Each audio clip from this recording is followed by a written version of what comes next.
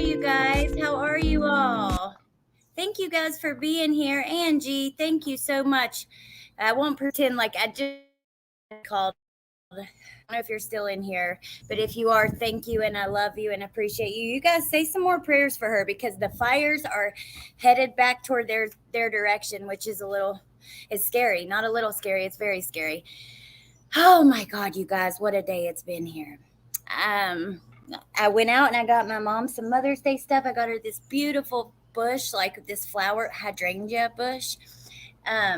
And a flameless candle and some other things. But anyways, I also, you guys know, I have an extra kid here. So an extra 7-year-old. And I had to go out and get her some clothes and different things today. But it's a little exhausting. I'm tired. Okay, but I'm happy to be here and talk to you guys. Hey, B Crumbs. Hey, Carol Claus. Hey, Laced in Chains. Hey, Natasha. Hey, Nay. Hey, Larry. Hey, Brandywine and True Crime. Hey, Eddie. Cool Gamer, Laced in Chains. I think I actually said hi to you. So hello twice. Hey Cray Cray. Hey Justice Jane. Hey Jin Lu. Miss Angie. Hey Lisa. Punksy. Thank you guys for being here. Hey Angela. I'm glad Lori and Letitia were both found guilty. Both thought they were going to get away with it. How freaking poetic that it happened the week before Mother's Day. It's like, wow. Hey, Perplexingly Happy. Oh, I love you guys. Hey, Teresa. So I have a bunch of different things for us to look at with this. Did y'all like my thumbnail? I put put Lori behind bars for real. It cracked me up. Hey, Deanna. So let me see what I grabbed. I got several things I want us to look at. I cannot believe. I just can't believe it. I'm happy. But also it's like, I don't know, there's not a lot of closure at the end of these trials. And seems like we're going to, see Lori in another courtroom eventually. So let me share this. Let's see what we'll watch first. You guys, I'm telling you, I don't know why. I said this the other day, but I don't know why. When we heard Letitia's sentencing and stuff and her verdict, I was, of course it was emotional and stuff, but for some reason, like Lori's, maybe it was just the day, but it just hit me harder. And it just was so emotional. And that was just the court part, much less when you see the grandparents come out. I mean, oh my God. Yes, Eddie. Oh, how sweet. Going to the pokey for life. Hey, Yorkie. Oh, thank you, K-Brace. I won't be here tomorrow either. I'm taking the day off of the channel. Hey, Dave G. I do have a review I'm wanting to film of these candles, so I might mess around with that kind of stuff. But yeah, I'm definitely taking a day. YouTube is a weird place, you guys. It just is. Like, it has me all the time in all these different emotional states on a roller coaster, from these cases to just everything else. It's just crazy. Okay. I think we'll start with this just because it is absolutely precious, but we have a few things I want to look at. I shared last night a video from News Nation, and I actually don't have it here, but I'll go grab it if you guys didn't see it. The behavioral panel comments on Lori and her demeanor during sentencing. Hey, Lady V. And he said that he took a couple shots at her. He said that her hair looked like a bad wig. He called her a psychopath. It was very interesting. So maybe we'll watch that too, but we have a few things to go through. But this right here was absolutely, my God, this was precious. I loved it. Jay's grandmother, who actually reported the kids missing through a welfare check, and it wasn't Lori herself. And I will say they are actually. Yep, we're going to step out of the way. So I'm going to step out of the way so we can get a shot of them coming out.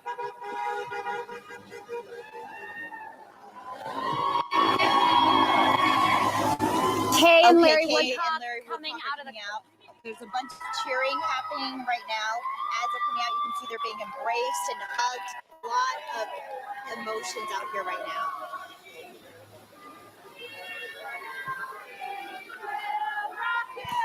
People are screaming, "We will rock you," because that was one of JJ's favorite songs.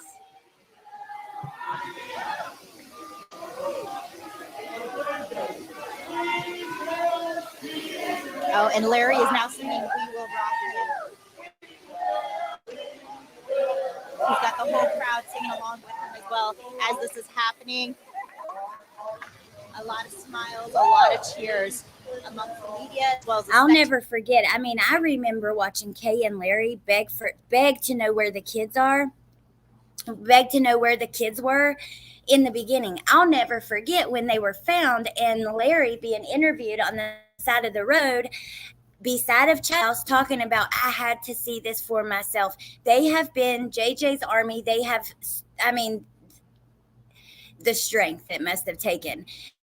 They have really been incredible. And I'm so happy to get to see them have this moment, even though I don't think it's, I know that it's still tough. And this is here. Let me show this part. The details of what happened to JJ, to Tylee, and to Tammy. Guys, we got 2 more trials. 2 more. 3. Charles, Chad, and Brandon. Oh, okay. I'm I sorry. mean, Well, Charles okay. is in Arizona. Yeah. Brandon's in Arizona. The next trial is Chad. Forward to being back in this courthouse again. If that happens, I hope everybody is here again. I hope that y'all appreciate so much the court system, how meticulous the prosecution was. I think everybody will agree it was amazing job by all of them. Y'all notice his shirt, the greatest grandpa, or what does it say? It's something like that, greatest papa ever. Hey, Melissa Jade. Hey, Glowbug. Quinny, I agree. Hey, Katie, happy Mother's Day to you guys. Hey, Peppermint Tea. Hey, Tony. God, this was so sweet. And I want y'all to know that even the defense, I shook their hands. I have said many times, I want a fair, honest, and righteous decision. I think we had 18 jurors that all deserve. Wow, look at the press. Oh my God. See, I watched this speech on East Idaho News. So it was East Idaho News. So it was a little bit different of an angle, and you definitely did not see that. Wow. Appreciation, our love, and they gave an honest, fair, and righteous verdict. Aww. You guys really embraced each other in there at the reading of the verdict. What did you say to each other in that moment? I love you.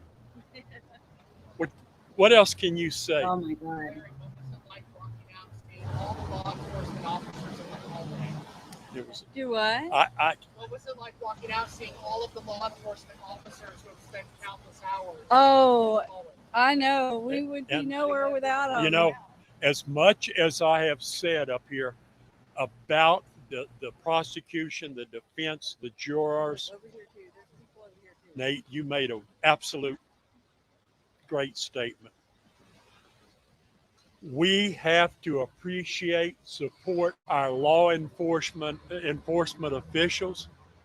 Those guys sacrificed from their families, from their homes. We will never know.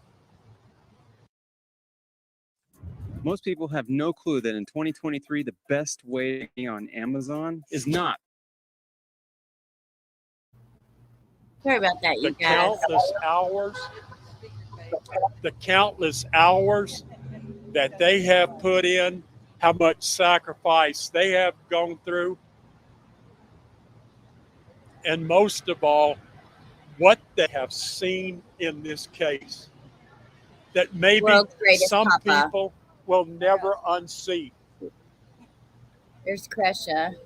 I am I love them. I appreciate them. There's not one of these guys I wouldn't go in a dark alley with.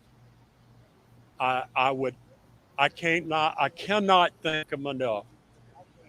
Next question. Okay, well, Larry, what is your final message to Lori Vallow? My final message to Lori. Huh. Y'all ready? Turn out the lights. Party's over. Oh my They God, say you that guys, this all man is just absolutely good precious. things must end. Lori, it ended. God, I love him, y'all. He is everything. Can I have a You, minute? yeah. We are elated with this. There was some doubt we would get all of them, all guilties, but we did it. The prosecution is amazing. The law enforcement is amazing. They became our family, and Happy Mother's Day. we're keeping most of them for the rest of our life as family. And even you news people, we've made great friends with you guys, and journalists. Oh, and news journalists. Her daughter correcting her. I want just to show one more part of this, and then we're gonna move into some other things. But this was Larry again. Love always wins. How many times we heard He's that? a rock star. I do have one other statement I'd like to make. Believe it or not, Tiff? I do. I forgot one of the most important things.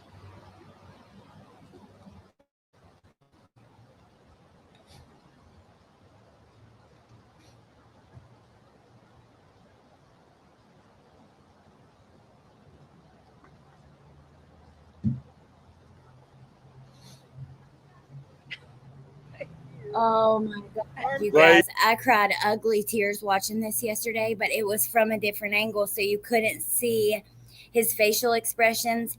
And I want to rewind just a second. Pay attention.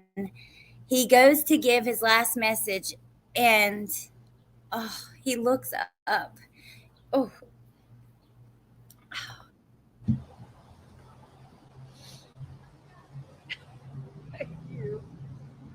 Ray, what would I do without you?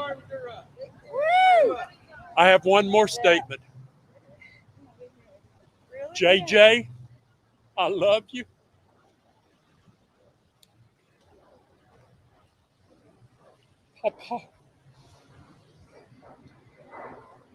Papa wish you were here in other circumstances. Tylee, Papa loves you. Tammy, I never met you. Tammy, you are part of our life. Tammy, I am sorry for what happened to you. My heart hurts. My heart hurts for these three. This is what this has been all about from the very get-go. It started with 2 children missing. And I stood up and I said, where are the children? Yes, you did. Oh. Where are the children? Where are the children? Give us back our children. We're not ending this. This is not the end.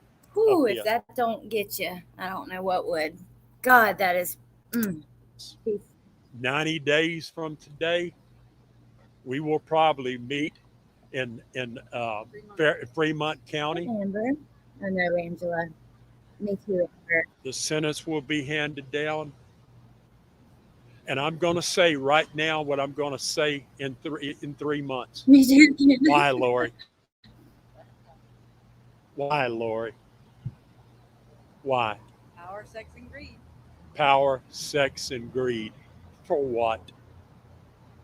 For what? Power, sex, and greed. That's all it was. And God, when he said, Papa, wish you were here. Whew. Okay. can't imagine how they must feel, and it sucks because now we have to go through this with Chad, and then they still have, Arizona. There's just so much more to go through. But okay, so I'm going to pull up the one I wanted to show you guys, where the behavioral panel, I shared a few videos yesterday. Actually, Annie went on with Justin Lum. Annie is Joe Ryan's sister. She also went on with KKTV, I think.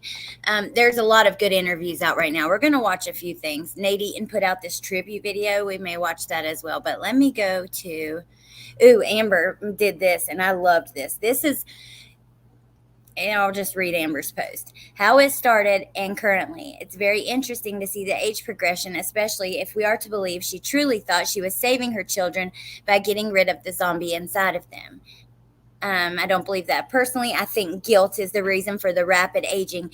She never looked like she had Botox either, in my opinion. But I love the comparison from her first court appearance in Hawaii to now, and seeing how she's changed. And, she deserves it. She deserves it all. But let me find, this is a really interesting video. I want to watch it with you guys. Okay.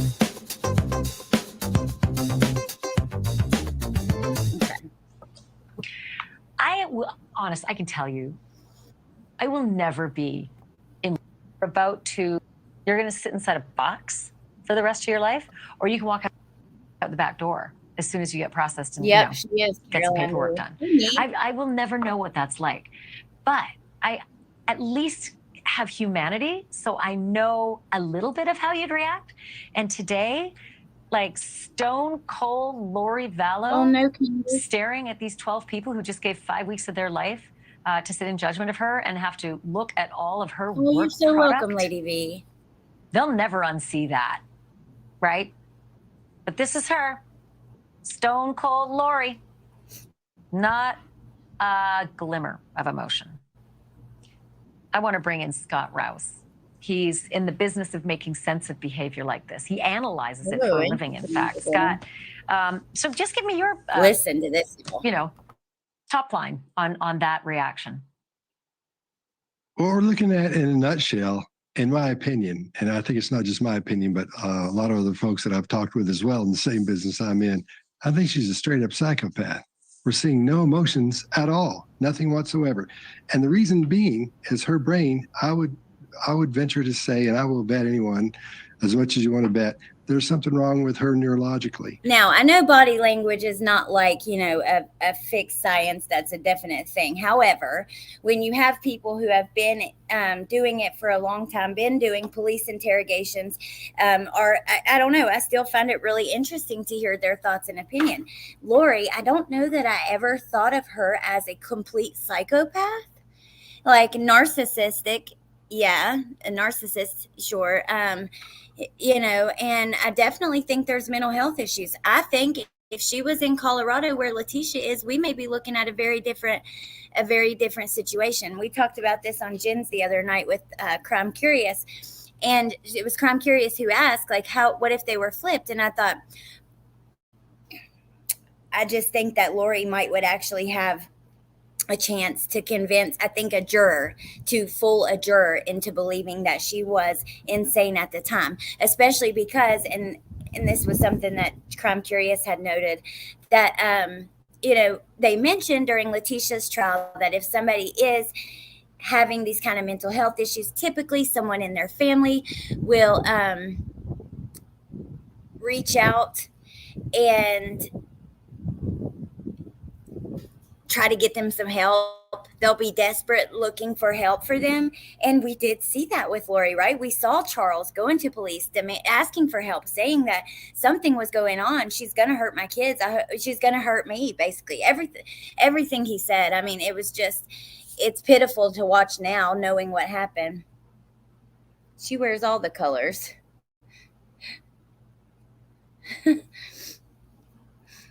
I think it's funny when Crime Lines and Lies calls her Bagefield. That is hilarious. But Wolfie is a big fan of Mrs. Banfield, so you got to understand. Okay. And the thing that would be wrong with it would be her amygdala aren't functioning properly. That's the part of the brain that's a part of the limbic system. And that's the part of the brain that lets you feel emotions for other people so you can be empathetic. She doesn't have that. None of it, not even a little bit. It's highly narcissistic, obviously. It's class A clinical narcissism, but it goes above that and it goes into psychopathy when you have zero empathy, none whatsoever, other than for yourself. That's what. Well, listen, Yes, I was in my head today juxtaposing this Lori Vallow because, wow, we finally got to see inside the courtroom. The judge, barred the whole world from being able to have a transparent trial. Don't get me started. Yeah, don't get me started on that either. I know, Woofy, I know. But, I mean, you got to admit, she is often in beige. I like her. It's just a fact. She always wears beige. If Lori had brown black hair, she'd be looking like Letitia. The long arm of the law greeted Lori, Cox, Vallow, Daybell, and Letitia Stalk with open arms. Yes, it did, Justice Jane. Justice Jane. It's almost a tongue twister. But I was juxtaposing this with video from 3.5 years ago, where she came bounding into the court fresh off the beaches of Kauai. She was wearing jailhouse stripes, but her hair looked great. Her lipstick was cherry red. She had a big old smile and didn't seem to have a care in the world. So take a peek at this if you can see the return images and give me a bit of a feel for who this Lori Vallow was 3.5 years ago compared to today's Lori Vallow. Well, this is the psychopath enjoying the attention. That's the main thing they want. How interesting is that? Because she does look, she is enjoying the attention. We know that. She's on the big stage, right? She knew, and we've already heard from other people that she knows that she's on the news and stuff. She knows. Angela, I'm the same. I used to really like Ashley Banfield too. I even watched her all the way back on HLN. Like she came on at 7, Nancy Grace was at 8, like 10 years ago. I watched them all the time, especially during specific cases that I was interested in and stuff like that. But her secret sources and misinformation make me mad. She's already doing it in the Henrietta, Oklahoma case. That's just the truth. Wolfie, I love you. Don't kill me, but I'm just saying. She literally she gets up there and, claiming that it was Holly's handwriting. The things that she's claimed are just not accurate at all. And I don't know why. I don't know.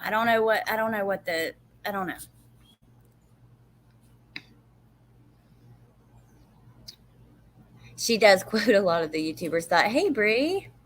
I did too. Did you guys watch HLN back then? Yeah, Vinny. Oh, I love Vinny too. I still like him a little bit.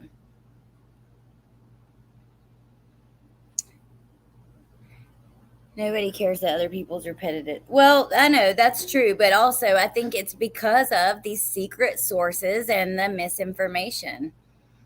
I remember when she was in the Dallas Fox station 20 years ago or so. Oh, wow. Yeah, she has been. That's just the truth. Nancy Grace. I actually have some Nancy Grace talking about Lori we can listen to in a segment. Let me keep playing this. Sorry, you guys. I just love to talk to you guys. Leaves itself, basically. So what you're seeing here is she's trying to dress up and look as good as she can for the cameras and for the story because she knows it's going to be on the news. She knows it's going to be on the net. And she's taking every opportunity to make herself look great. And then when you juxtapose that with the way she looks now, when she's wearing, like today, when she's wearing those dark clothes and that long hair that just looks like it's been dropped on her head from the ceiling, just like a bad wig, it's a dramatic difference because the psychopath or in the hardcore narcissist, the clinical narcissist, they can't accept that something is their fault, that they're wrong. And you've got 12 people sitting looking at her and telling her she's wrong. And that's really hard for them they don't accept it. So it's hard for her to take that in. Honestly, What? I get her looking at that jury, and I think of what she thought about when Tylee gave her back talk, and when JJ was difficult as a special needs child. No, you know what? Tally giving her back talk. Wait, when we heard the messages, we hear her calling Tylee a zombie because she's cleaning her room. I mean, oh, it's just so infuriating. I want to pull up just for a half a second her being found, like when she hears the charge, just for a second. Again, let me see. Before we get into the other thing. So Nady in this morning was at Ada County Jail where, you know, Lori will leave, getting a look at that. I have that here as well. Here is the live, the verdict. I just want to play just the one part right before she walks out because I find it really interesting. Then we're going to play a court TV video where they say that Lori is mad at her attorneys. We know that Nady has said, oh wait, live from last night. We know that Nady said that she was crying and mad at her attorneys at one point. He shows a few pictures of her. This when they're reading the verdict. This is this next one. How she looks, her attorneys. I mean, I don't know. It was kind of interesting to see their body language. Let me see. Jury has a verdict for Lori Vallow Daybell.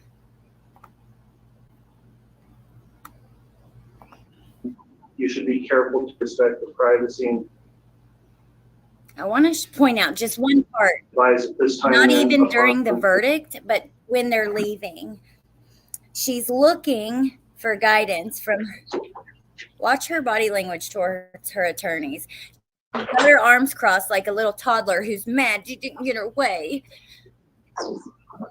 And then she's like looking at her attorney for guidance. I don't know. It's interesting to watch their body language though. I mean, they didn't even try. They literally gave no defense. And in Letitia Stalk's trial, at least there was a person who came and stood on her, that testified for her on her side. In Lori Vallow Daybell's trial, there was not one person who stood up for Lori and said nice things about her or a character witness. There, not one person. That says a lot to me. All right. Thank you, counsel. Thank you, everyone, for your decorum this afternoon in court. She keeps looking over at him, and then they leave. But all right. Thank you, counsel. Thank you, everyone, for your decorum this afternoon. Court is adjourned. You think she's mad at her attorneys, you guys? Judge, when would you like me to open the doors? Let me grab that video. Lori Vallow Daybell appeared upset with defense attorneys. This is from Court TV. And then the other thing that I had was like a Nancy Grace. Speaking of Vinny, there he is. I'm Vinny Politan. Great to have you with us tonight here on Closing Arguments. It's verdict night. I've got the red tie going. You know why. Big verdict today out in Boise, Idaho. But let's take a moment, just take a step back. Thank you for joining. By the way, I need to talk to you. Me and you and Nate need to have a chat sometime soon so we can show you on the maps. And then, yeah. And thank you for joining. To realize what we just went through. This was, and I've said it before, I've never seen a case like this in the history of all the cases and trials and investigations I've covered here at Court TV for decades. Never seen anything like it. You know, I've seen evil before, but I've never seen a case so layered, so complex, so many different things, and so much tragedy and so much unnecessary death. And this was not an easy case. Actually, I meant to tell you guys that. I'm glad you said that, Jane Doe. In my review for Temu, a lot of people were asking, about the shipping. Does it take forever? Do you pay a lot for shipping? They were one day late with 2 of my items, and they credited me $5 to my account too. I think that they're pretty legit, and I don't believe that they rip people off. I really don't. It's just so far from what I've seen, but It wasn't. And you know, all along, I was fearful because I was there down in Orlando, Florida, when another mother accused of putting duct tape over the mouth of her own child and then lying about where her child was when her child was missing, walked out of the courtroom. Oh, she went back to jail for a couple of days, but then walked out, free to live the rest of her life, not held responsible for what was so obvious Jordan, to everyone but the 12 jurors. I had that fear all along. Thank you, Jordan. Thank you so much. I appreciate that. Happy Mother's Day. Prosecutor, and you either blame the prosecutor for not getting the conviction or you congratulate the prosecutor for getting the conviction. No. In cases like that one in Orlando and the one here, it's won or lost by the investigation. This investigation was absolutely amazing, amazingly thorough. He gets sassy. He does. Chad will be next year.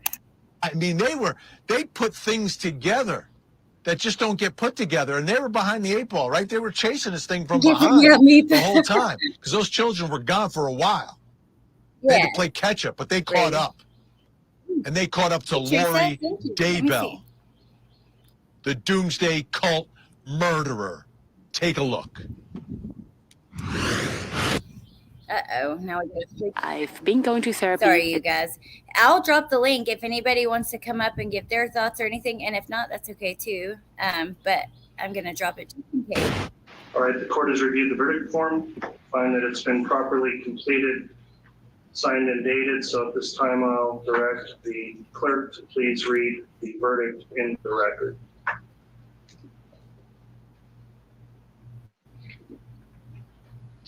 The defendant would please rise.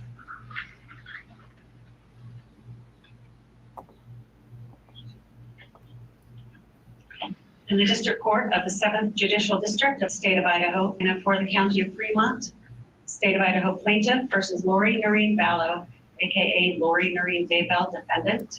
I'm glad that they played this actually, because I want to know what you guys think about the attorney's body language. I find it to be interesting. Even now, look at him before they even read it. The dude on the right, I think he's like, yep, here it comes. But yeah, what do you guys think they were thinking in that moment? And Lori, she just looks so damn smug. And the way she won't even turn her head. What's wrong, Lori? You don't want to look at everybody else that's there to watch? Are you ashamed? What? Or did you really think that that Father Chad was gonna save you? Fucking hey. Number CR 22211624. Verdict.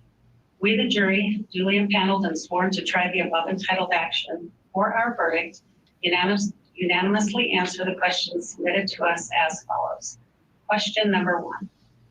In regards to count 1 of the amended indictment, is Lori Noreen Vallow not guilty or guilty of conspiracy to commit first-degree murder of Tylee Ryan and grand theft by deception? Answer, guilty. Question number 2. In regards to count 2 of the amended indictment, is Lori Noreen Vallow not guilty or guilty of first-degree murder of Tylee Ryan? Answer, guilty. Question number 3. In regards to count 3 of the amended indictment, is Lori Noreen Vallow not guilty or guilty of conspiracy to commit first-degree murder of Joshua Jackson Vallow and grand theft by deception? Answer, guilty. I know, Tiff. Question number 4. In regards to count 4, the amended indictment, is Lori Noreen Vallow not guilty or guilty of first-degree murder of Joshua Jackson Vallow? Answer, guilty. Question number 5. Wow, you guys, I just can't explain the way I felt when we watched that yesterday. I don't know. It was so emotional and I think because it's been such a long time, Teresa just sent this photo. I've got to show you guys. These are Lori's attorneys. That's really interesting. What a good picture, though. Huh. Hey, wait, what? Well, you know what? Oh, Jordan, let me put my overlay up. But Landon said that Letitia's attorney also came up to her. Uh-oh, now Jordan fell down. Maybe it wasn't Jordan. I was about to get ping bombed. I ain't doing that again. And by the way, I think I might have an idea of who that was. And if I can ever prove it, you might be in some stuff. Oh, let me put it back up because we have another guest. Hello. Hey, how are you, hon? Hey, I'm doing good. How are you? I'm great. I was in school. I became a nail tech. That's why it's been so long. So now I'm a nail tech. So anyway, how cool. I just wanted to come up and say hi. And it's been a long time since I talked to you. So I thought I'd come up. I'm This glad you is did. okay. So I followed this like from when it first happened, and there are no Me words too. for that woman. I know. I'm glad you did come up. I hadn't seen you I've seen you a little bit recently in the chats, but I hadn't got to talk to you for a bit. But I'm the same. I remember before they were ever found. Oh, we have another guest too. Hey, hello. How are you? I'm good. Don't want to be. I'm like in my garden. How are you doing? I'm doing good. Doing pretty good today. Happy Mother's Day, you guys, by the way. Oh, yes. Happy Mother's Day. I was going to tell you that. Hello. Yes, it is me on panel, Mama Bear. I can't type because I only have one device right now. So. Oh, shoot. No, B Crumbs, but she was on camera. So that's why I didn't put the overlay up. Jordan's here, too. Hey, Jordan. Hey, guys. Okay. Glad it was really you. No, it was me. I Hey, promise. Jordan. Hey, guys. How are you? Thank you guys for coming up. I got to hear your thoughts. Anybody go first, but what do you guys think in this moment? Lori's thinking, the lawyers are thinking, anything. What do you guys take away from all of this? I think she has I don't no think emotion Lori cares at all. Yeah. I don't think she cares. I think in her mind, she thinks like that it's going to be better when she dies. So it's all worth it. Like, I don't think she has like an idea. Oh, wow. I kind of wonder if she still doesn't think that the world's going to end. Yeah. You know what I mean? Yeah. She very well, this woman's head, she very well could still believe that the world's going to end here pretty soon. And so it's not going to be that big of a deal. Yeah. And also she doesn't mind. She is living in her fantasy life right now. Like if you get into the psychology of what someone like with these issues does, they will create like an alternate reality in their minds, and she can live quite contentedly there. And in that reality, she is a priestess, and she is going to lead the 144,000, and everything is going to be better once she realizes her goddesshood. Because I honestly believe she really believes all of that. Yeah. Oh, for sure she does. That's actually one of the issues with the LDS church that kind of sets them apart from mainstream Christianity is the fact that they have always believed that because God loves us so much, he has created us in his image. And that doesn't just mean that we have souls and we have emotion and we, make choices, prioritize those kinds of executive function level things. What that means is that we are gods and goddesses, and we will someday be able to create our own little mini universes. And so, and it's not something that was ever really widely talked about prior to some of the like social revolution that's been happening within the LDS Church over the past 2 decades. So, of course, she believes it. See, me and Jen were talking about that the other night, and she kind of thinks that they all still, including Melanie, and David and all of them, that they all kind of are still in that space mentally. Yeah, I think so. I really do. I mean, think the Melanie woman. should Okay, be the charged woman too. She's not insane. Okay, there's and I don't mean that at all. I mean, and I don't think she's delusional. I think she knew exactly what she was doing because she wanted these people unalived. So anybody that affected either her and Chad's relationship or money or anything like that, those are the people that suddenly became zombies, something that they could profit from.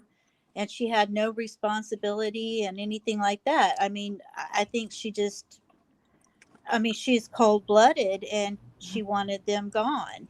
But I don't think she's delusional. I don't think she's psychotic. I think the woman actually believes that. I don't think the zombie part. I think that was totally a made-up thing for doing what they wanted to do. But the rest of it,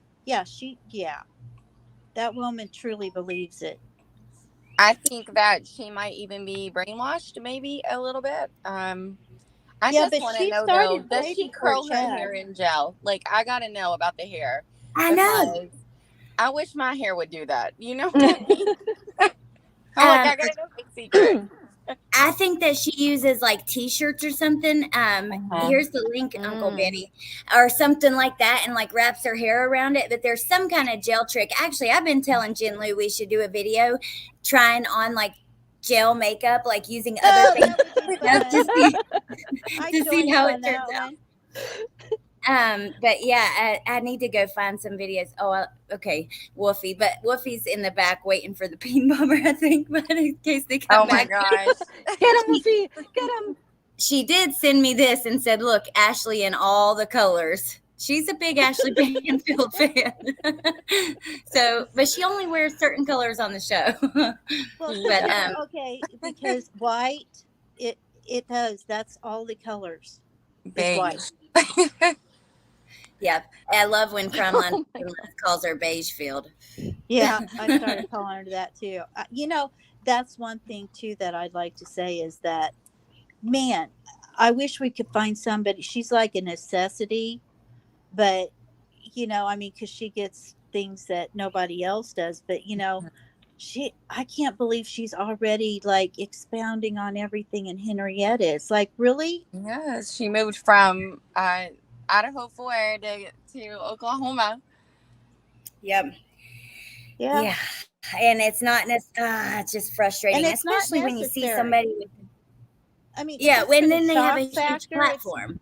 If it's not for shock value, it's not necessary because everything about that case is shock value. But anyway, I digress. I think, you're right. You're exactly right. The case is shocking enough. Yeah, I think Lori was throwing a little temper tantrum because she didn't get her way. That's what I think. Yeah. JJ's grandpa was so sweet afterwards. Hearing him in that press conference, oh my goodness. I know, that was the sweetest thing ever. Oh, I got another one to ask you guys what you think about this. So when they tested the tool, because they were testing for see whose DNA were on the tools from Chad's shed.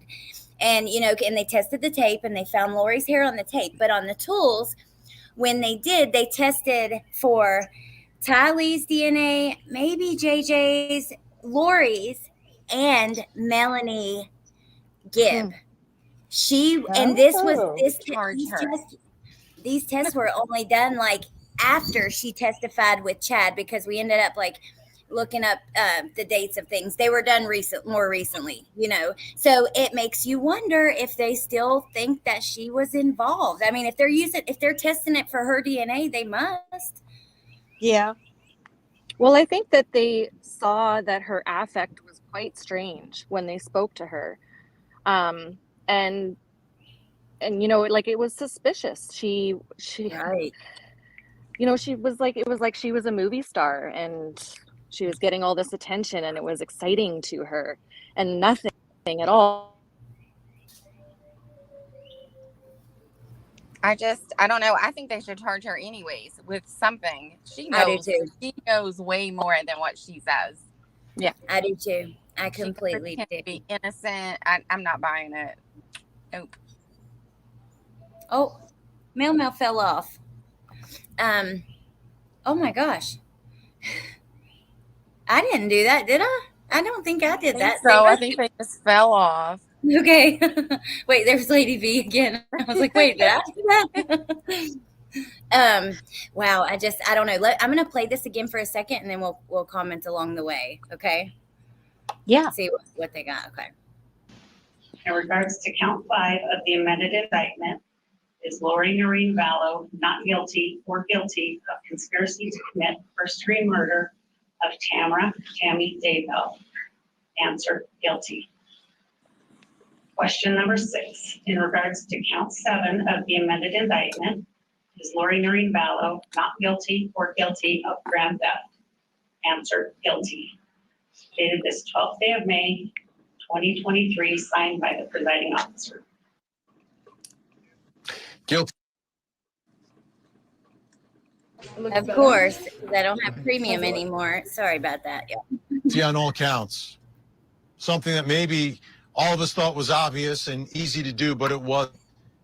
This was an amazing investigation, and then the prosecutor was able to marshal it, organize it, and really get to the heart of the case and bring his heart into. This is what I really want to hear the guests. But before we listen, what did you guys think about the prosecution? Do you think that? What do you guys think about Rob Wood and all of them really in the job that they did? I thought they did a fantastic job myself.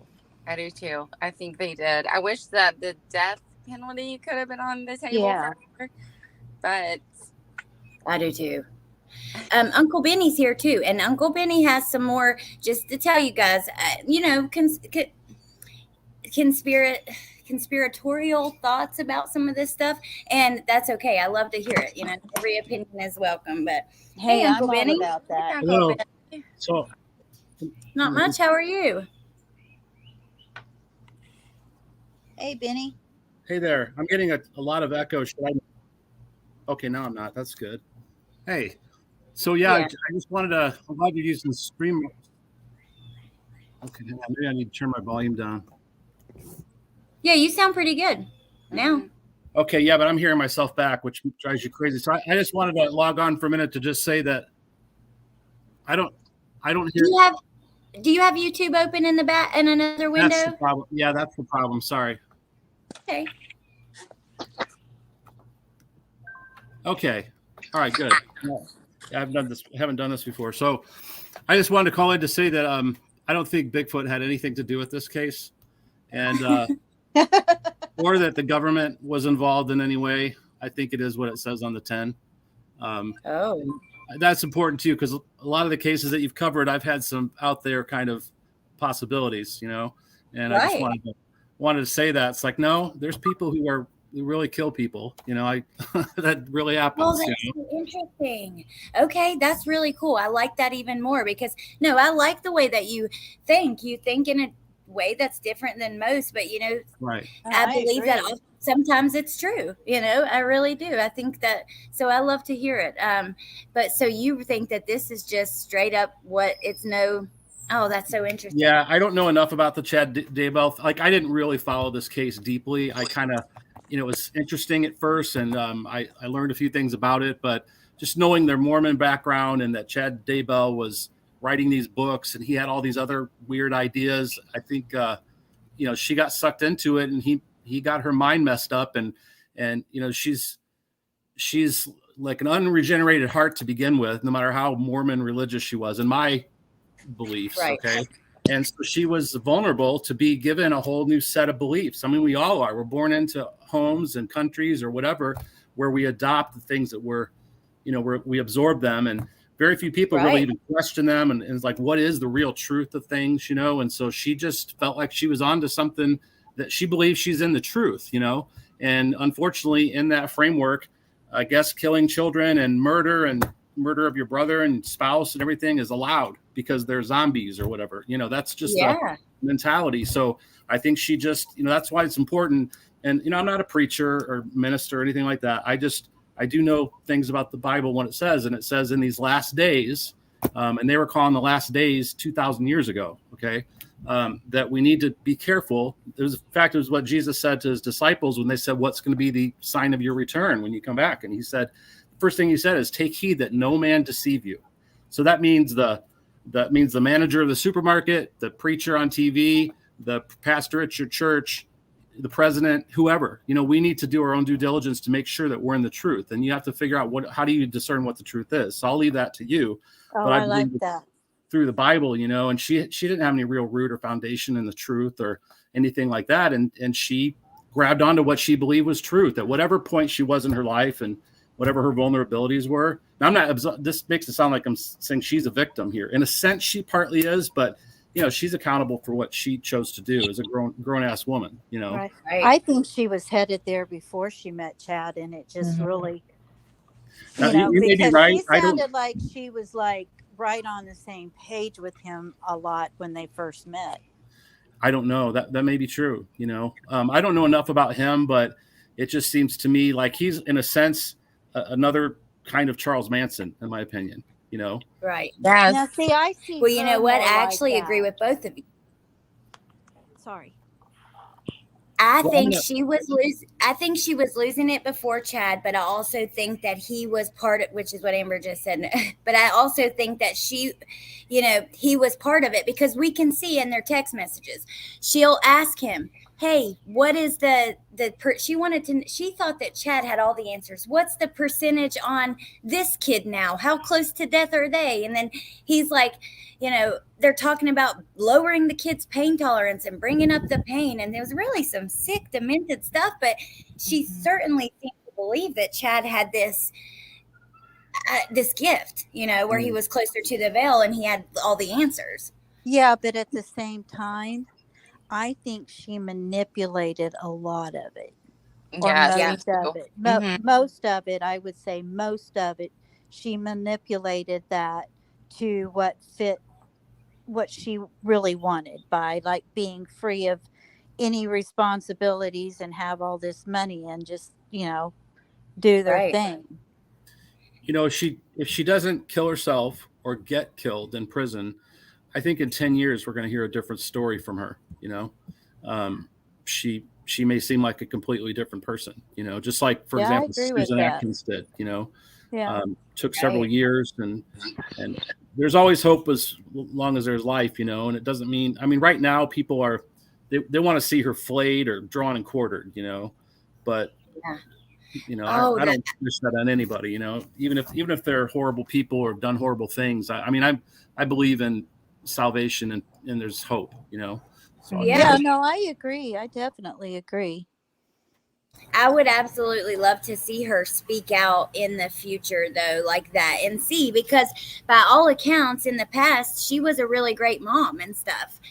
So it's interesting to see how she changed. Like her own son, her living son, he could not believe before the kids were found. You couldn't have convinced him that she hurt those kids.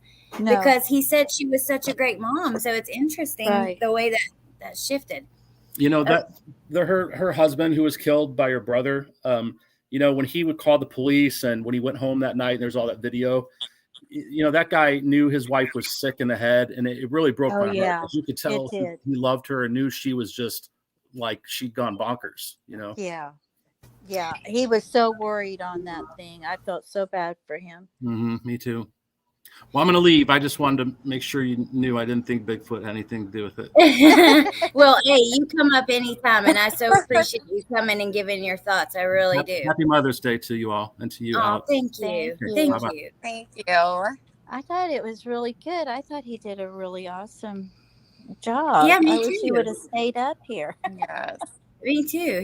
It was really interesting. Alex, Allie, do you think that Alex had anything to do with Tammy?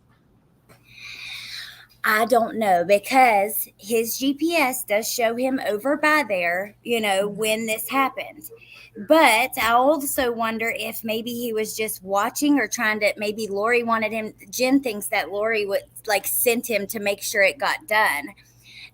But you know what? I thought about you guys. So Tammy and Alex both had pink foam coming out of them. And the EMTs that found Tammy, they said that this was something they had not seen before. So it's not, something common that they see all the time. And I kept wondering if maybe Allie? Allie, would you remind me? They both, when they were found, they were.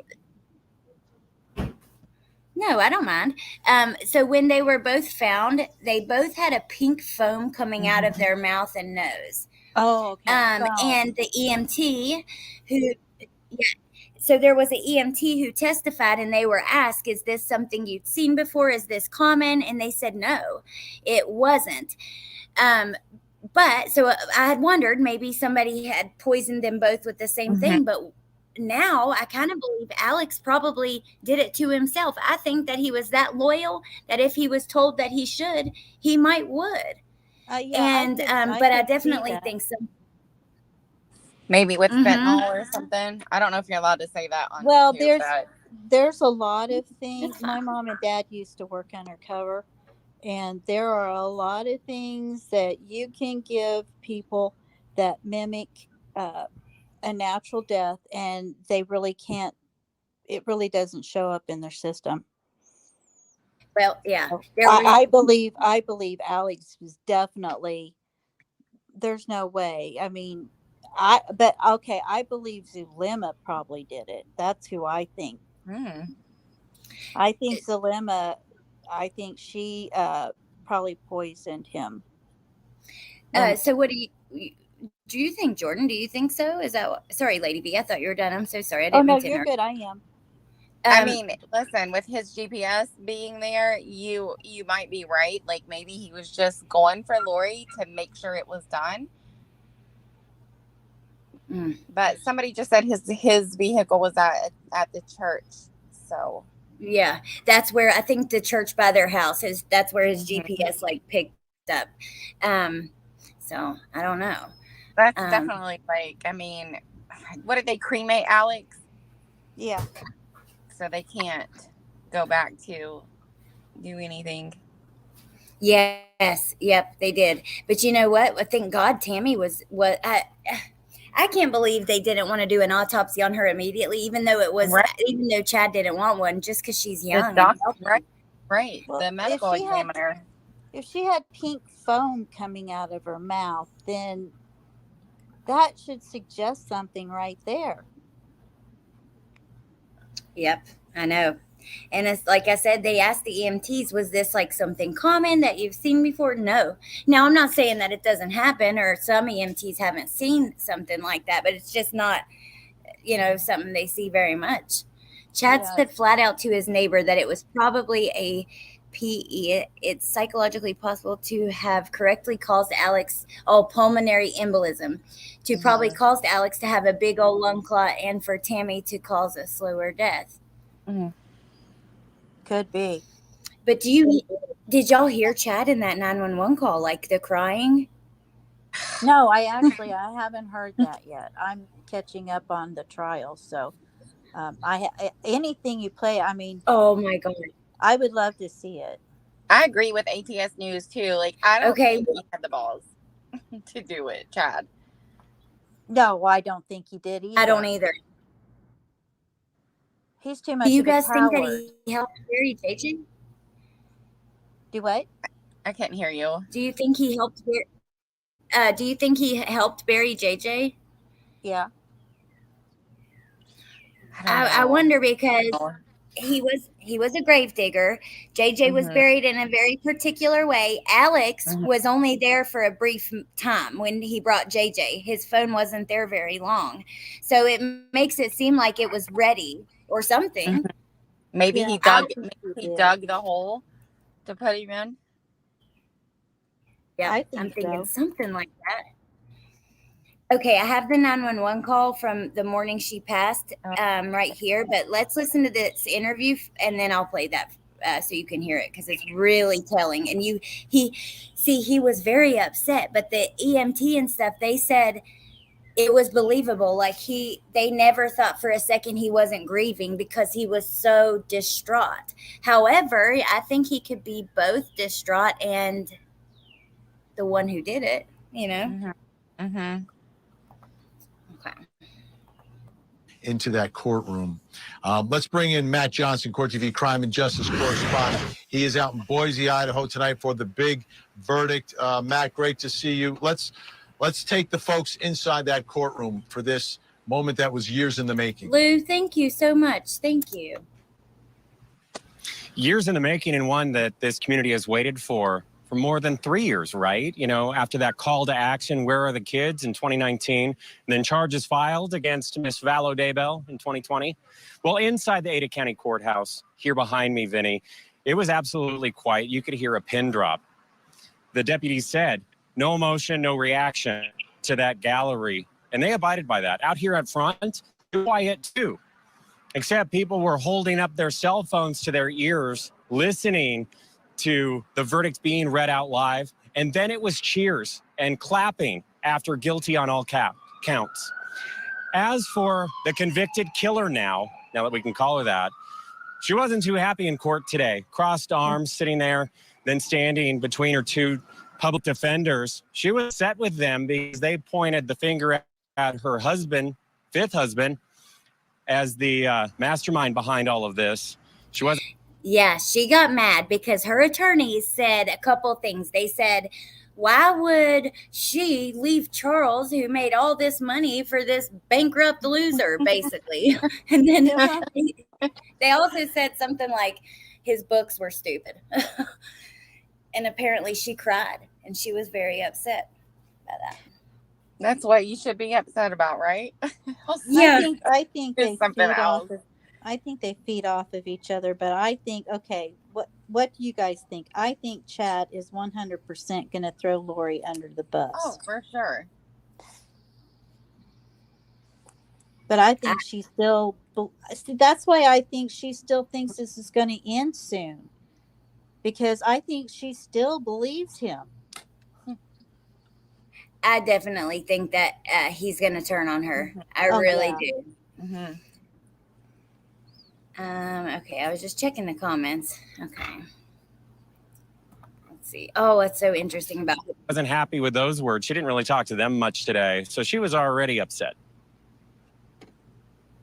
She was already upset. You know, upset with that. I mean, they did an amazing job as public defenders. It's you know, they often get overlooked. They have more experience than any defense attorneys in any county in this country to go around. They're in courtrooms each and every day, trying cases and dealing with very tough cases and tough clients like Lori Daybell. So I think they earned everyone's respect for the job they did and the respectful job that they did inside the courtroom. Matt, a lot of folks showing up to watch this. I'm interested in what the regular folks who showed up, people who wanted to watch this trial, the trial watchers, we call them. What did they think about what happened today? Reminded me of Colleton County, that Murdoch trial, right? Where you had people driving for miles and miles, crossing state lines just to witness history and be a part and see this jury watching this evidence in action in a case that they're so vested in. So we had a lot of trial watchers that lined up here in front of this courthouse. I could see that. If I was close by, I would have went. Oh, for sure. Me too. Yeah, I'm actually going to pop down though, Alex. I have to go get my food. I've been sitting here waiting. So okay, well, Mother's Day to you guys. I'll be listening. I'll be in the chat. Well, I'm so glad that you came up, and happy Mother's Day to you too. Yes, I always like. So. And are you feeling better, Jordan? I am feeling better. I went to the doctor. I've been like doing more exercises and cardio, and my heart rate's actually better. So Good. I think we're Have gonna you like been do sick? that plan for 3 months. I'm sorry, what'd you say, Alex? You've been sick? I didn't know. I've been having like a really high heart rate, like 167, which I work for a cardiologist, and I don't want to go on meds. So we kind of worked out a plan to where if I could, like have a strict diet and exercise and cardio, that they won't put me on it. So I'm trying. I need to start Well, I'm exercising glad. more too. So I hear you on that. Yeah. But yeah, I'm glad you're feeling better too. Yeah, And thank you. Mother's Day, and thank you for coming. Happy Mother's Day, guys. I'll talk to you later. All right. Thank you. Happy Mother's Day. Okay. Have a good day. Okay, so now I can't wait. Since you haven't heard this, I really can't wait for you to hear it. It's only a minute and 50 seconds long. But just to explain kind of in the beginning, you hear Chad's son, and he only talks for a second, but it's like he doesn't really know what to say, and Chad takes over and just so that's kind of, I'll put closed captioning on, but just so you know. And then, all right, ready? I love closed captioning.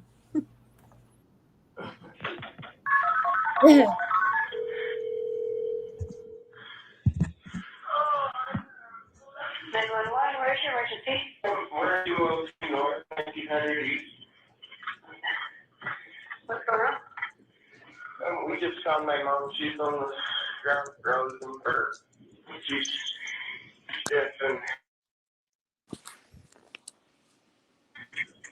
are you in Madison County or Fremont County? I'm Chad, the husband. Okay, so I'm going to rewind just a second. That's when he gets on. He says, "Hello, I'm Chad, the husband." Okay. I'm Chad, the husband. She's clearly dead. So sorry. Okay. Okay. Are you in Rexford or? Because your address shows Rexford address, but you're in Fremont County. Mile past. Okay. Okay. Oh.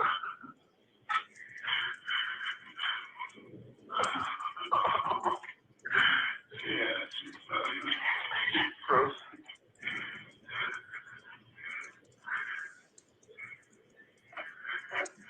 Okay, can I get your name? Chad, Daybell.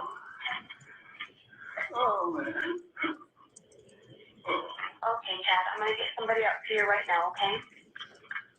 Yeah, the corner of the blinking yellow light is the red house. Yes, sir. Red house on the corner. Yes. Blinking yellow light. Right. Okay. We'll get somebody out to you, okay? I'm so sorry. Okay.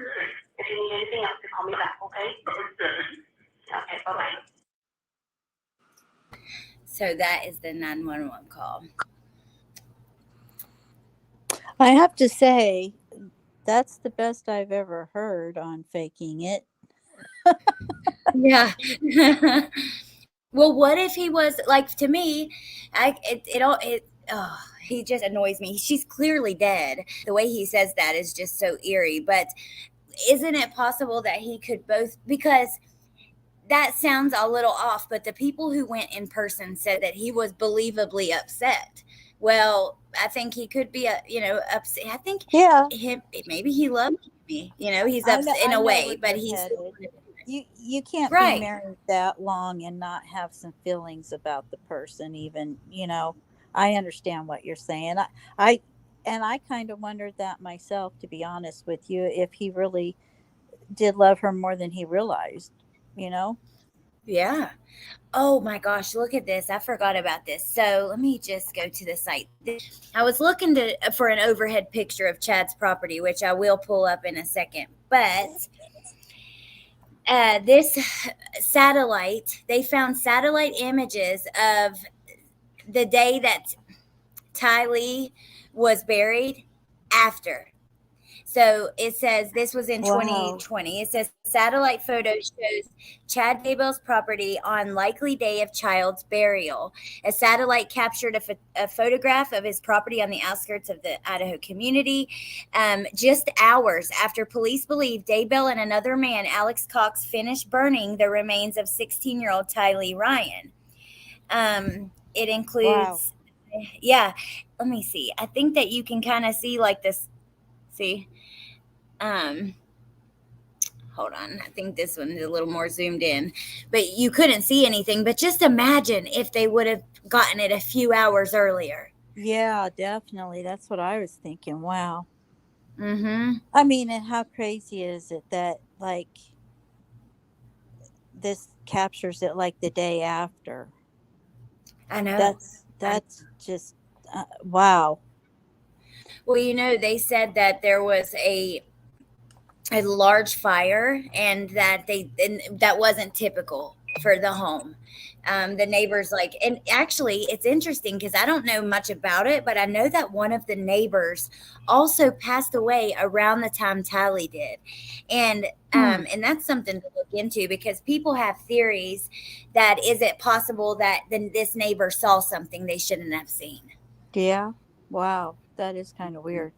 Mm-hmm. Oh, thank you, Jordan. So here's the property, though. After when they, let me see. Yeah, and that they were like, that was their pet cemetery, I guess. Yep.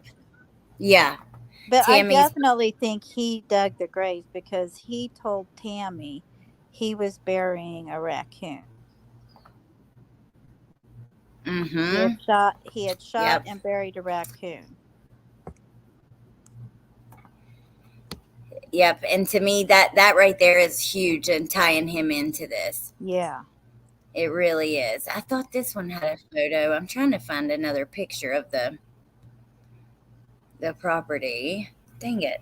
Hold on. I'm sorry. But yeah, I don't know. That text was a big deal. I'll just go back to this one. I can't zoom on it is the reason I try to find another one. But yeah, so JJ was over here by this tree, and that is actually a pond that's the water's dried out of it, but it's a little pond. Right. And Ty Lee was here by the burn pile. And yeah, it's, have you ever listened? Because that psychic, she gave a description of where they would be found. It's so interesting how close she was. It is. It really is. I'm sorry, that's my dog. That's okay. We have cats outside that are her babies, and she wants to go see her babies. I think Tylee was the right. I know me, it's awful, but Rebecca, how stupid can you be to bury the kids in his yard?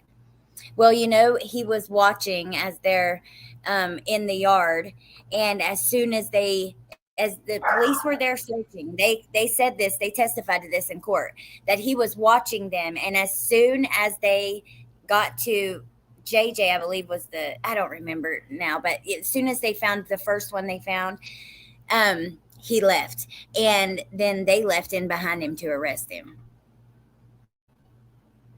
The following photos were taken by East Idaho News as police served a search warrant on Chad Daybell's property.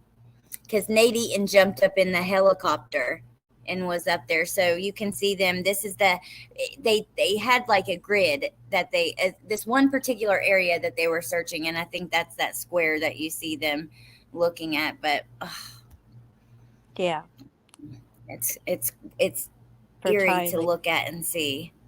Yeah, because that would have been Tylee that they were looking for. Yeah, and to know that they found just pieces of her, a mound of flesh. It's so heartbreaking. And if you haven't, since you're catching up on the trial, if you haven't listened to the text messages, Lady V, I'm telling you, those right there they show so much. Do you even have Lori writing and saying, Tylee just cleaned her whole room. Something's up with her. Like basically calling her a zombie and she's doing good things. She's trying to be helpful. And also in these messages, you hear them going back and forth, talking about hurting the kids and how close they were to death and all of that stuff. Yeah, I have heard those. Yeah, those are interesting. I mean, I think was their big. I just I don't remember hearing Chad's before. Right. Well, it was hard because where it wasn't live, Yeah. And then you get busy doing something while you're listening, and it's like sometimes you miss things because you don't have anything to focus on, you know? Yes, I did that with Letitia's pretty majorly, actually. Many times there were things I missed that I That one didn't I really. didn't. That one I was glued to. That's why I'm trying to catch up on this one again. See, I was glued to it too, but I would like if you listen to something twice, I would always catch things I didn't notice Oh before. yeah. Yeah. And I do the same thing. I'll go back and listen to it again. Yeah, God. I just I mean, you just get speechless. You just don't know the depth and depravity of their evilness is just mind-boggling to me. I know it is. It really is. And I wonder, that I still am convinced that Lori may have killed Joe Ryan. Yeah, no, I agree with you Yeah, on and that. I don't know that she'll ever have justice, that there'll ever be justice for that. The ME said the stab wounds to Tylee's pelvis came after death to break her up after being burned. See, what it is, though, I think that they didn't, which is weird with Chad having worked as a grave digger, but they didn't anticipate how hot and how long it would take to burn a body. Human body you would is think not. he would know that. I Or know. at least have researched it and found out, that you really can't dispose of them that way. Yeah, because you don't have an incinerator. You don't have an enclosed area. Like when people are being cremated, that's very different than out in the open fire. Oh, yeah.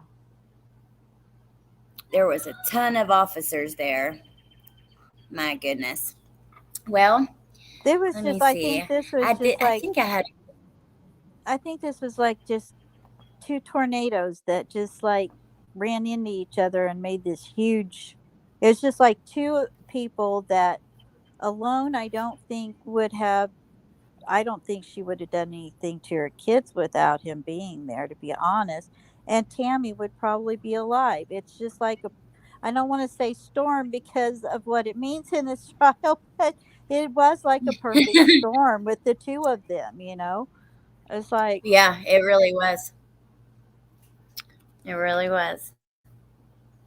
and you know what I got a got me is question they for you. used what got me is they used storm so freely in this trial, and I'm like, oh my gosh. Okay, so Chad Daybell's kids, I'm sure you know this, they think he was set up.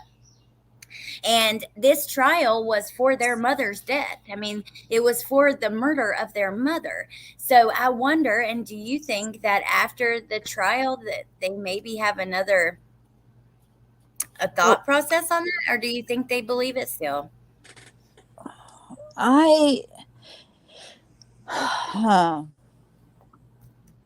That's a good question. I don't know. I mean, to me, it kind of depends on if they listen to this trial or not. And they weren't there, which surprised me. I know. I hope they listened, because if they didn't hear those text messages, if they heard those and can walk away, believing that this was, there's no way. And surely to God they've heard that by now. You would think it'll so. be interesting to see if we hear from them. Yeah, I mean, if they've heard some of these things, then maybe they're at least wondering or whatever. But maybe they didn't watch it because they all thought it was Huey, and they still believe their dad. I don't know. I haven't really seen enough of those kids to know anything. They've kept pretty quiet. Right. Yeah, they did do like a 48 hours interview, but it's been a long time ago, and I don't know. Maybe they'll come forward again. I wonder if they're going to testify at their father's trial. Do you know that? I don't know. That would be interesting. Oh, Irish, thank you. Thank you for being here. Maybe they will. Maybe Chad will have somebody that wants to stand up for him. I think it's so interesting that Letitia Stalk, and we know how evil and disgusting she is, that she had people that were willing to testify in her defense, but Lori Vallow didn't have a single one. No, that's pretty telling to me. And I honestly, on both of these trials, I honestly think the defense knew before they ever started that there was no way they were going to get these women off. Both of them sounded like defeated. I mean, the first time Letitia Stout's lawyer got up, and the first time that Lori Vallow's got up, you can almost hear like a resolution in their voice of this is just for nothing, but I got to do it, so I'm going to. Oh my God, I'm glad you said that, because I definitely picked up on that with both of them as well. It was like they had little. Now, I will say, Will Cook had his moments of defending her where he was challenging the experts a little bit and stuff. But yeah, they did sound defeated immediately. Well, Will, I mean, he had to wipe his nose and stuff. Okay, before Letitia, right before she got the verdict read to her, he was sitting there. If you look at him, he was sitting there and he had his hands on the table and he just kind of looked defeated. And then he had his head in his hand on the table, like, oh my God, here we go, and he had to wipe his nose. So, I mean, it even affected him. People are mad because they defended him, but these guys don't have any choice. When you're assigned to somebody, you have no choice. Yep.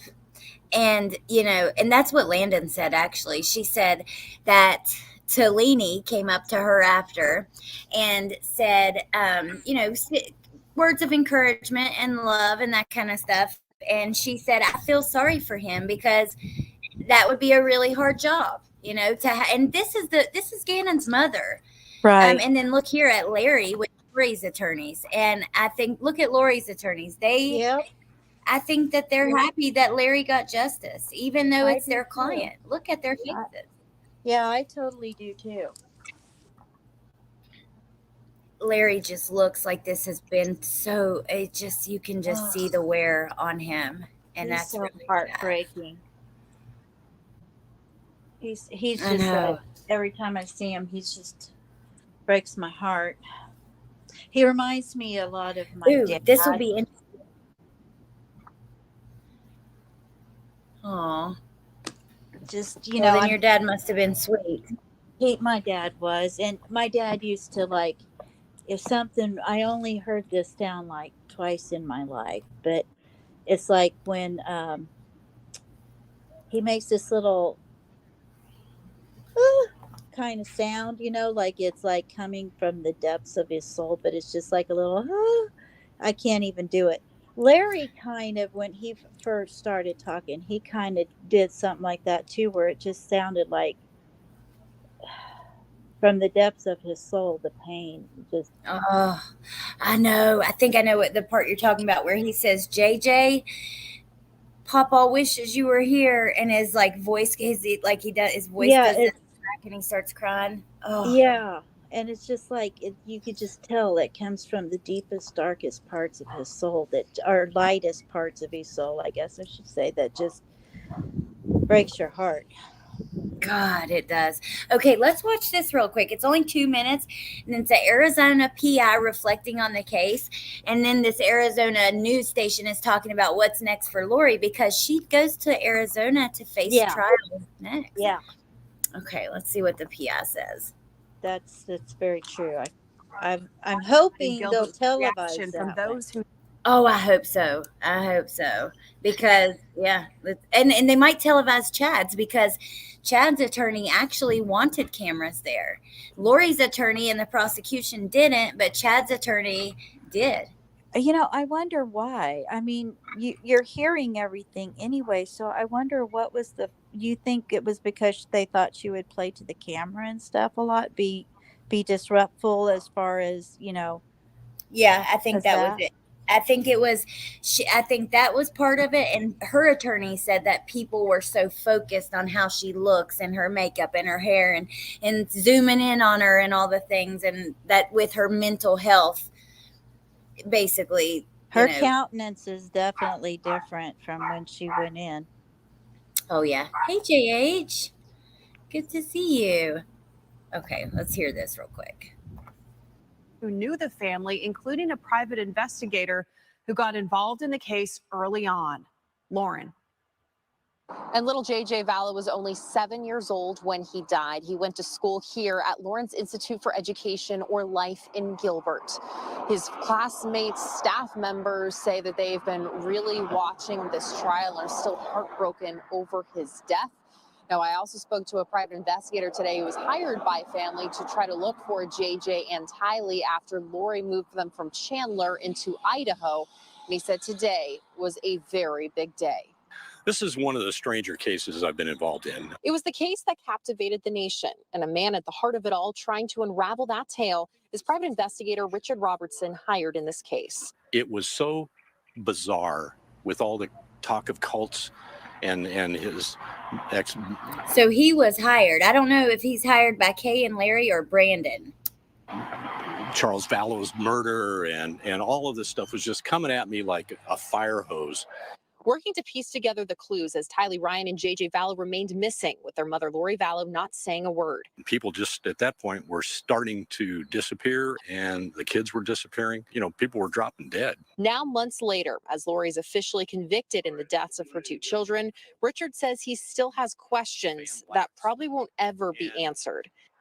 I don't know that in this particular case in particular, no matter how many trials we have, we're not really going to know the answers as to the motives. And we know a lot about what happened, but the why is still kind of elusive, I would think. Knowing that behind the shocking details and bizarre twists, there remains a solemn heart. What do you think? The why? The money? The free? She wanted to be free of any responsibility. She wanted the money so her and Chad could just live in their little la-la land. Yep. That's the motive. I agree with you. In my opinion. I completely agree. I think the motive, and I think it all comes back to her and Chad being able to be together and do this what they were doing. I think, money was a part of it. However, I don't think money was really the main thing. I think it was the responsibility, and I think a lot of that was Chad.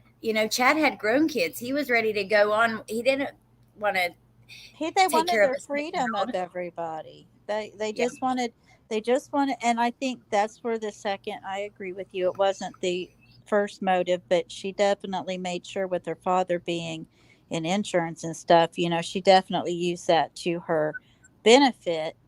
But I think honestly, they wanted the money so they could go to Hawaii and just live in their little la-la land and stay there in paradise, their paradise. Yep, I completely agree. Meep, no, I don't think so. But she, what did Meep say? Oh man, I lost my whole train of thought. I was going to say something. Was Brandon and Charles in the life insurance business? But I had something I was going to say about that, and it lost my brain. Hopefully, it'll come back. And then this, I want to play this just for a second because it's what's next for Lori after the verdict, and I've been wondering a lot about that. How she. With her going to Arizona and stuff. So let's see what they say, because this is Arizona news. To the Arizona's Family First Alert Desk, I'm Morgan Lowe. This is Amy Cutler. We have great after the jury deliberated for really not that long. 7 hours. Yeah, I mean, it's a stunning verdict that happened in a Boise, Idaho courthouse. And we want to play that verdict for you right now. Has the jury reached a verdict? I'm just going to fast forward past this. More guilty. And it's 12 day. Sorry. And day by day. Yeah, and that's been different in the way that we've covered this case because there were no cameras in the courtroom. They did record the audio, and what would happen sort of behind the scenes is at the end of the day, after all the testimony was done, and defense attorneys had some pretty convincing closing arguments yesterday. Yeah, it was interesting. Over the last 5 or so weeks, the prosecution called some 60 witnesses, and then to have the defense just rest without calling a single witness, there's a strategy there. Yeah, I mean, so there's a question, who would the defense call? All of Lori Vallow's closest friends had already been called to testify for the prosecution. Her sister was called to testify for the prosecution. Maybe they could have called somebody who would talk about cults and maybe how Lori was brainwashed or Lori was... That would have been an excellent witness to find a cult. I don't think she was brainwashed, though. I don't either, but I think like to put on some sort of defense, they could have at least tried to I mean, explain how a cult affects you and everything. I mean, okay, so I believe Lori was headed in this particular direction before she actually met Chad. I think she was already heading off in this direction, and because I think she had read a book or two of his, hadn't she? Yeah, she had read some of Chad's books for sure, and she was like kind of fangirling on him a little bit. So Emily says Brandon might have been in insurance, but Chad was in some kind of investments, and I know Chad was, doing the author thing and had filed bankruptcy, and according to the defense, only made $30,000 a year compared to Charles' $400,000 a year. But yeah, I think I would have stayed with Charles. Charles was handsome too. Hey, Rich. Yeah, he was, and he really cared. Yeah. I mean, he really cared for her. You could tell he loved her. That when he was like, I don't know what if she's gonna unalive me or the kids, or I mean, he was so worried, and everything he said just came true. I can't believe, it's pretty bad whenever somebody can be like her, and they get so enamored by her beauty and whatever charisma she might have, and just like not listen to a word. It's like, after he died, she's out there, like, hi neighbors, yes, we're still having the party, and the cops are just like, I mean, I think she should have been cuffed right at that moment. Yeah, I do too. Oh my God, her smiling and on the, I'm with you. I don't care how pretty a person is. I don't care how charismatic they are. If what they say, if they're dumb or they lie or, you know what I mean? It doesn't matter how you look. But yeah, because they're so narcissistic. Both of them are so narcissistic and selfish, self-serving people that they think they can just say whatever crazy thing they want and somebody will believe them, and obviously with her, she was like, no, I'm fine, everything's fine, and they're like, okay, well, goodbye, gorgeous, and I don't even think she's that pretty, to be honest with you, especially now.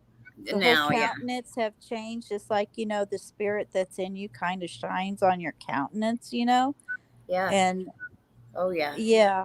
I mean, I think her true self is finally showing through, as the ugly person that she is. I think she's pretty, or so done with it. I think she was very pretty. Yes, she was, but she wasn't like, oh you're a goddess. I mean, you know what I mean? Yeah, there are many ugly, beautiful people. Yes, there are. Yes, there are. All right, let's see what they say. Lulled into supporting or lying for Chad. Those are some of the things that the defense attorneys talked about in their closing arguments, but they decided first to ask for a directed verdict, meaning they asked the judge to throw the case out without even going to the verdict. The judge denied that motion. They did the closing arguments. It went to the jury, and the jury came back for the prosecution. That's right, and it was guilty on first-degree murder in the deaths of Lori's 2 children, JJ and Tylee. And then it was conspiracy to commit murder in the death of Chad Daybell, her new husband's former wife. Ted. Yeah, and there was verdicts of guilty of first-degree murder of JJ and Tylee, and guilty on conspiracy to commit first-degree murder in the death of JJ and Tylee. Now, that conspiracy charge has a little lower. I hope and pray that Chad's kids, they can't miss this news. It's everywhere. You know what I mean? So hopefully, hopefully they're listening. In the plot to murder her them. there with Tally. Didn't really guilty of conspiracy to commit first-degree murder. The jury would only have to find that Lori aided and abetted in the plot to murder them. Didn't really take part in it. But the guilty of first-degree murder, jurors had to find that Lori orchestrated these murders, that she was the impetus. She played a pivotal role in the murders. And as we saw, the jury found for all of the above. Wait a minute. I've actually never seen that photo. Let me just go back just a second. Jury found for. Wow. That's like really close up compared to a lot of the overhead photos. There's those there's buckets that they have, but they found a green bucket. I don't see that. Huh. I just wanted to see if I could see the bucket or anything, you know, that because that's way closer than a lot of them that we've seen. Yeah, that all of the above. Mm-hmm. Now, this case has been going on for 3.5 years, and two of the principal voices in this case, the two voices that sort of got the word out to begin with that these two kids were missing, Tylee and JJ, were Kay and Larry Woodcock. Now, Kay is JJ's grandmother, and Larry is JJ's grandfather. Back in the fall of she and her husband, Larry, were outside of the courtroom right after the verdict, and they gave us some reactions. So we're going to play some of what they had to say right now. I'm not going to play this. I'm just trying to get to the parts we want to hear about what's next. So this is video of outside the courtroom. We're going to queue up some video of Kay and Larry for them. They've been there every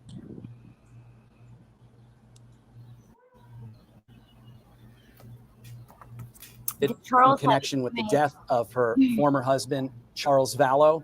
And so now I don't know the facts of Meep, but I remember her claiming that he did. And the life insurance policy that I do know that she had, that was like $2 million, that was very high like that, was in Colby's name. And this, she put in Colby's name in 2019. So I know that, yeah, the bucket may be covered. Yeah, that makes sense. Wow. I found that interesting that she had a policy that large in Colby's name still. And just because, you know, that would cost probably a lot of money, and she doesn't, I don't know. I just thought that was interesting. Yeah, it is very interesting. Yeah, it's all just mind-boggling, isn't it? He broke my heart too. Oh my God, that call, when they enhanced that call, oh my God, that was so heartbreaking to hear, and to hear her laugh at him as he's asking. Oh, okay, here we go about extraditing to Arizona. This is the part we wanted. I used the transcript to find it. Okay. This morning asking, hey, what are you going to do? Are you going to extradite her to Arizona? And they said yes. Now, specifics, we don't know. These plans are sort of in flux. Part of it depends on what the procedures are in Idaho for extraditing somebody. But just because somebody faces charges in multiple jurisdictions doesn't automatically mean that they're going to go to jurisdictions. Oftentimes, if there's a big conviction like there was in Idaho today, the other jurisdictions will say, we're going to dismiss these charges because justice has already been served. We don't want to bring the victims through the ringer. We don't want to spend the money, the resources that it costs to do these cases. Maricopa County Attorney's Office says, no, we are going to bring her here to face justice here. So that's a big development today. It is.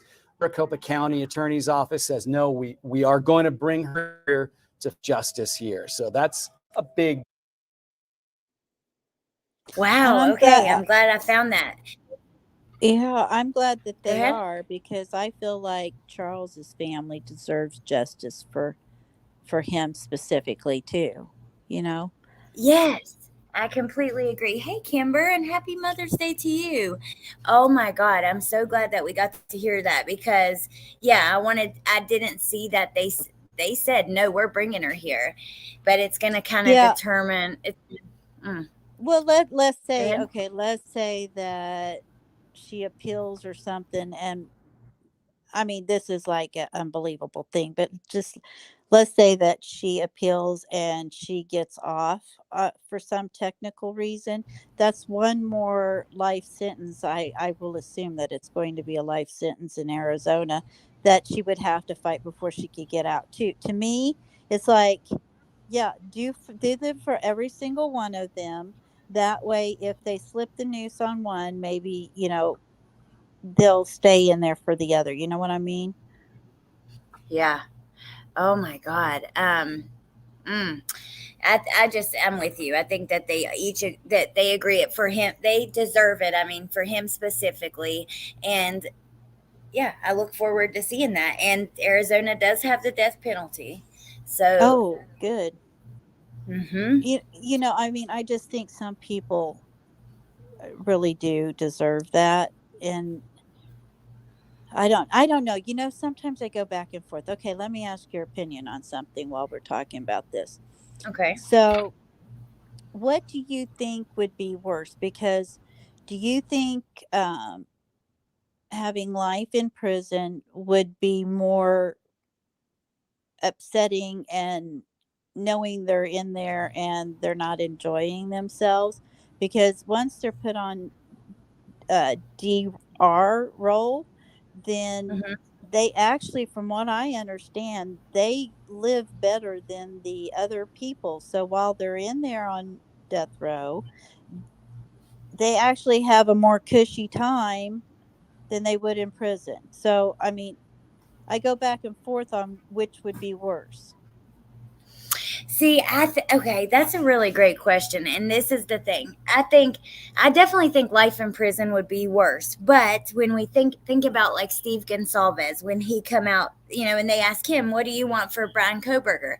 and he says, "I want death. I don't, when you're in prison, you still get to talk to your mom. You still get to do this. I don't get to do that with my baby anymore." So, and I also heard another dad saying that it was on a case I shared on my community tab, but this his son was killed and the guy waited until up until the day the trial was supposed to start and pled guilty, and he basically the guy was like, yeah, I'm happy to hear it, but number one, why'd he wait so long, and number two, his mom and dad still get to go visit him. I don't get to visit my son. Yeah, that's true. That's very true. I do think though life in prison would be like really, His BTK, okay, I live like 5 miles away from where BTK lived. And oh yeah, that's right. yeah, he's in prison, and he's been in solitaire this whole time. So I don't know. I mean, do they get TVs? Do they get, I mean, do they get things like that if they're in solitary by themselves all the time? I mean, if so, that would be you that'd be a cushy life. You don't have to clean. You don't have to, Right. you got your food, and you can sit there and watch the tube all day long. I mean, I don't know how Yeah, bad it's it a good is. point.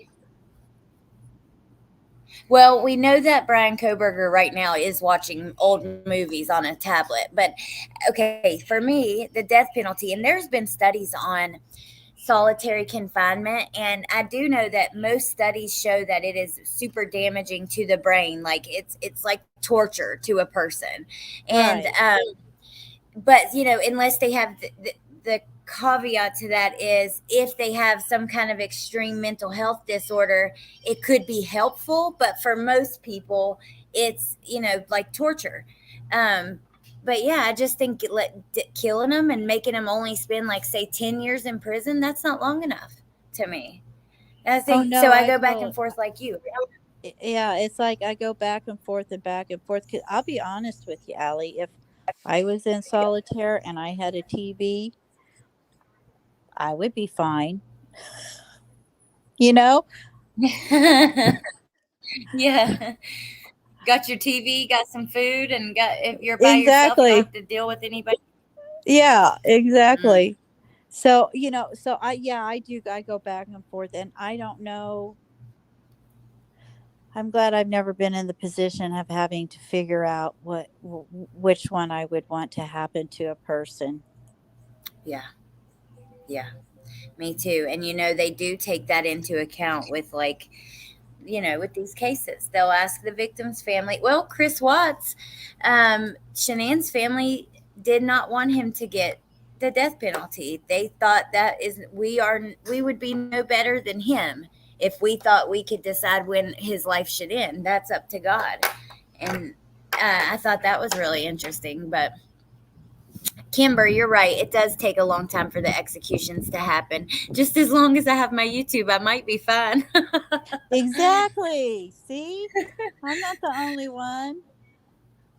That's funny. Let's see. Because I'd be fine if nobody else bothered me. I'd be like, okay, this is okay. So it's like, I kind of go, because I do believe that BTK even has a tablet or something like that. It's like, okay, so why does Brian Kohlberger have a tablet in prison or jail? I mean, I that just blows me away. I'm sorry. And then somebody was saying the other day that they actually, this was on the Henrietta one, where they actually use inmates to do telemarketing calls. So they have phones. Yeah. It's like, are you kidding me? Yep, absolutely. That's crazy. I just don't get it. I really don't. I wonder if Melanie P. will testify. I think, Jen has a really interesting theory on that. She believes that she purposefully said she listened to testimony so she wouldn't have to. But I'm sorry, she should be charged, and maybe she will be, but she was part of that. Why isn't she charged with conspiracy to kill Brandon?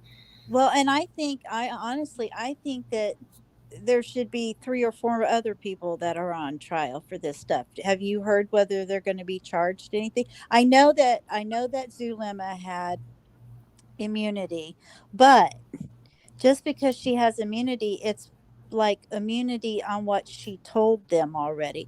If she goes out of that little area, they can still charge her, for other things that happened that she wasn't covered for an immunity. That's the thing people forget. They think, oh, well, I have immunity, so I can say whatever I want. No, you have immunity for what you said in that deposition.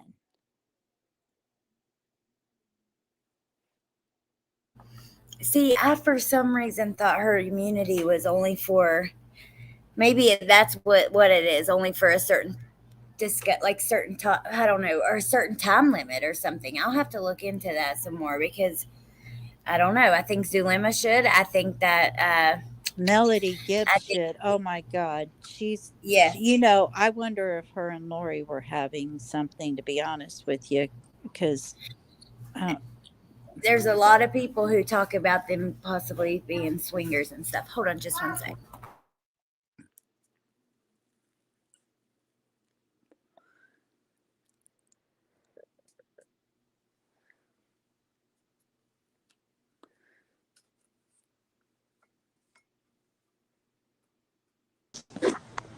Okay. Oh, hold on one second again. Oh, there you are. Okay, my computer was down. I'm about to get off here anyways and go eat dinner, but I just didn't want to just end it abruptly. Because I wanted to talk to you for a second again. Amber says, so Nate was saying he thinks prosecution thought it was too risky to call Melanie B because she was steadfast in defending Lori prior. Wow. Well, then why didn't she testify? The kids for just Lori? found us. I know. Why didn't she testify? I don't know. Well, you know what? Like, so after hearing those texts and seeing that Lori was texting Chad about hurting Melanie's kids, about taking their pain. Hey, Bentley. About taking their pain tolerance down, raising their pain, on their trip. Just to me, she was involved. And Ian says that Melanie was scared of what Lori was saying, and she truly believed it. And he basically thinks that she's a victim of Lori's manipulation. I don't buy that shit. I think she's just as big of a part of it. Yeah. And just luckily, her kids survived. Yeah, I agree. So. Wow. Oh, all right. My kids just found a snake outside in the yard. It's just a little, not a poisonous snake, but it's still freaky. Snakes don't bother me. But I like snakes. I'm weird. I like snakes. Oh, you do? Oh, they scare. Ugh. Yeah. I don't like them. So anyway, I'll but get off anyways, of yeah. here Thank you. so you can. But yeah, I've enjoyed talking to you again, Allie. So I missed you Me guys too. very much. Yeah. Yeah, when I was in miss you school, too. I missed you guys so much. I was like, well, I have to tell you something funny real quick though. Okay. So here I am, and I'm in nail tech apprentice in school, and the teacher had us write a blood spill procedure like 10 times. We had to hand it into her every week because it's a big deal if somebody you cut somebody or whatever. And I, for the life of me, could not say that. I was always saying I need to get my blood splatter notes out, because it was like, I've heard I can't say it, but I heard blood splatter more than I heard, blood spill. So I would always just accidentally say that. They're probably So, like, what in the heck are you into in your free time, lady? yeah, no, I told them because I missed you guys so much while I was in there. But anyway, I'll let you go, and I've really enjoyed visiting with you guys again. So hopefully we can do it again soon. Yes, please come back. I'm so glad that you did. And yeah, I want to see some of the nails that you've done. So Well, you're you on have my to show us that. TikTok and Instagram. Oh, okay. Well, I don't do a lot of Bentley. I don't do a lot of, he's running around there screaming. Sorry. I don't do a lot of scrolling like lately because I've been kind of busy, but so I will have to go look at it actively and go check it out. So I miss a lot of stuff that, like, if you post it, I probably don't see it. Yeah, I'll go check it out. I totally get it. Yes, Nadine, thank you very much. Anyway, I'm going to jump down so you can close. So love everybody. All right. Well, and see you love soon. you too. And we'll see you soon. Okay. You guys, thank you for being here. That was a good conversation. Jen, I asked Jen to come, but she was doing some stuff, and we're going to be on Crime Curiouses tonight. There's some really interesting stuff with Letitia, you guys, like her friend who's spoken out for her, who has power of attorney and all that stuff. I think we're going to be digging into that, and it is interesting. So let me see what you guys are saying.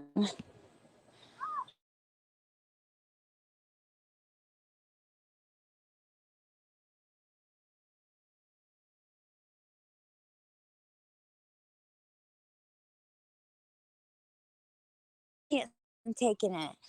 I think he's going to throw Lori under the bus. I think John Pryor showed up for a reason to watch, and yeah, I think that, I don't know, but maybe. I find it interesting that John Pryor is there for the jury selection, then he's gone, and then he shows back up the day that Melanie took the stand. That was kind of interesting because he's always had like little comments about Melanie Gibb and her involvement that make me curious what angle he's going to take. And I believe he's going to blame all of this on Lori and her friends. That's but that's just my opinion. But anyways, you guys, thank you for being here. And you know what? Like I said at the beginning, it was super poetic and special that after years of waiting, that both Lori and Letitia were found guilty the week before Mother's Day, and they get to sit in prison on Mother's Day knowing that neither one of those bitches will ever get out of there again, and that makes me really happy. So, and thank you, Purple, about my snake hair clip. I like it too. To be fair, they said Mrs. Vallow made delicious lemon meringue pie. What's the latest color? What, Meep? I don't know if I know what you mean. Oh, I love you, Nadie. Happy Mother's Day. Happy Mother's Day to all you guys. And yeah, I think I am going to take the day off tomorrow, so I won't see you, but just know that I love you guys and appreciate you, and I hope you guys have the best day. Yeah, absolutely. Lady V, please put it in here. Yeah, absolutely. Definitely, Corey, I will. All right, you guys. I love you guys. I appreciate you. Amber has done some excellent coverage on Lori's case. I always love listening to you and watching your documentaries, but listening to your live stream. So you guys go check her out if you haven't yet. Anyways, I love you guys. I appreciate you. I hope you guys have a good Mother's Day, and maybe I'll see you tonight for a little bit to talk about that crazy mess with Letitia and her power of attorney and all that stuff. I think that's going to be really interesting. Oh, thank you, Alabama. All right, you guys. Have a good day, and I'll see you soon. Okay, bye. Oh, and don't forget, I'm going to do another review. I just got my box today. So I'll start filming that today, like over the next couple of days, and it'll be up soon.